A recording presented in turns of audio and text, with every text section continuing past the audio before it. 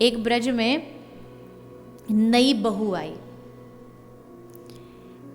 बरसाने में।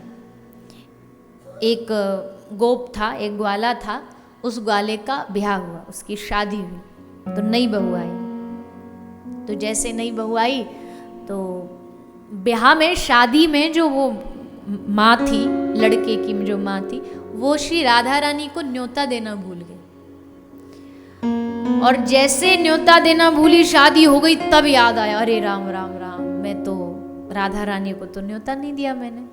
अब घबराई, भागी भागी आई, राधा रानी से बोली मुझे क्षमा करो, क्षमा।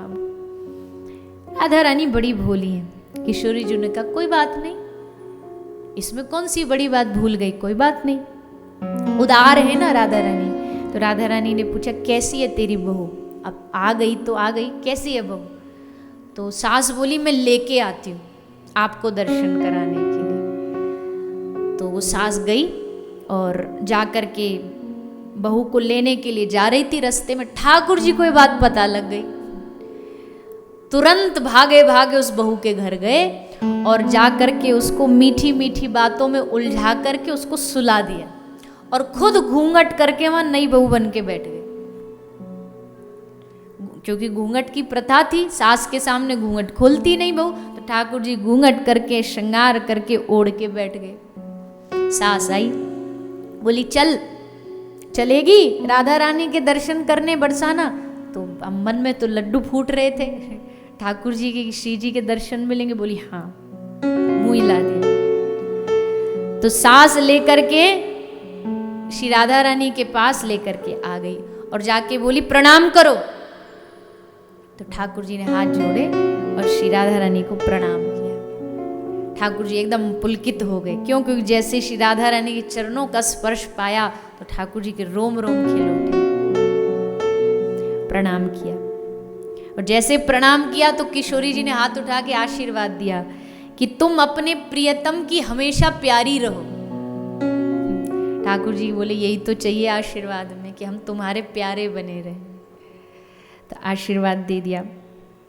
अब श्री जी ने कहा मुख दिखाओ, घूंघट उठाओ। तो नई बहू बोली सास बोली तू राधा रानी को मना कर रही है, दर्शन नहीं, मुख नहीं दिखाएगी? तो बोले बार बार नाट जाए, बार बार मना कर दे। सखी बोली कैसी कैसी जिद्दन बहू लाई है तू, बड़ी जिद्दी है तेरी बहू तो। श्री राधा रानी बोली अच्छा एक काम करो, पहले इसको नेग दे दो, नेग देख के शायद खुश हो जाए तो घूंघट उठा दे।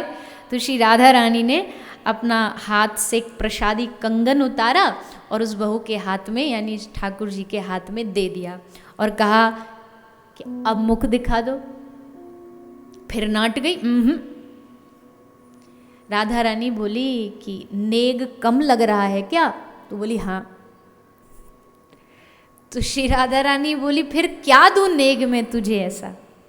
चुप रही और फिर श्री राधा रानी ने कहा अच्छा नेग में एक काम करती हूँ, नेग में तुझे मैं अपने साथ अपने निज महल में रख लूंगी, ये तेरा नेग। और जैसे ठाकुर जी ने सुना तो उनका रोम रोम पुलकित हो गया कि बरसाने में वास मिलेगा हमको श्री स्वामिनी जी के संग निज महल में, जहाँ के महल को ठाकुर जी रोज अपने पीताम्बर से बुहार करते हैं, झाड़ू लगाते हैं, उस महल में। तो ललिता सखी वहीं बैठी। ललिता बोली बड़ी इतरा रही है तू, इतना तो हमारी श्री जी ने किसी को ये मौका नहीं दिया निज महल में रहने का, अब उठा दे घूंघट। और जैसे श्री लाल जी ने घूंघट उठाया, सारे सभा में सन्नाटा फैल गया। सारी गोपी मुंह पर अपनी चुनरी ढक ढक करके हंसने लगी। अरे ये तो अपने प्रियतम हैं, ये तो अपने श्याम सुंदर हैं। श्याम सुंदर बोले देखो, श्री जी से कहा आपने हमसे वादा किया कि आप हमको निज महल में रखोगी, अब इस वादे से मुकर नहीं जाना मुंह दिखाई में। श्री राधा रानी ने कहा ऐसी मुंह दिखाई पर तो श्याम सुंदर मैं पूरा त्रिभुवन वार दूं, सारी दुनिया की खुशियां वार दूं, तो मतलब इच्छा हमारी पूरी ना? बोले हाँ पूरी। और श्री ठाकुर जी लाडली जी के एकदम समीप में आके विराजमान हो गए। पहले जो बरसाना है ना, आप कभी बरसाने गए हो, राधा रानी के दर्शन किया हो, राधा रानी की मूर्ति अकेली प्रकट हुई थी। नारायण भट्ट जी ने उस मूर्ति को बरसाना में प्रकट किया था, अकेली श्री जी प्रकट हुई थी, मतलब श्याम सुंदर नहीं थे, श्याम सुंदर फिर बाद में लाए गए। तो ये कथा वही है कि उसी दिन से जब से श्री जी ने परमिशन दी ना कि मुंह दिखाई में कि लाल जी तुम हमारे संग विराजो, तब से ठाकुर जी संग में श्री राधा रानी के विराजमान हो गए। आज भी बरसाने में श्री लाडली जी हैं और श्याम सुंदर।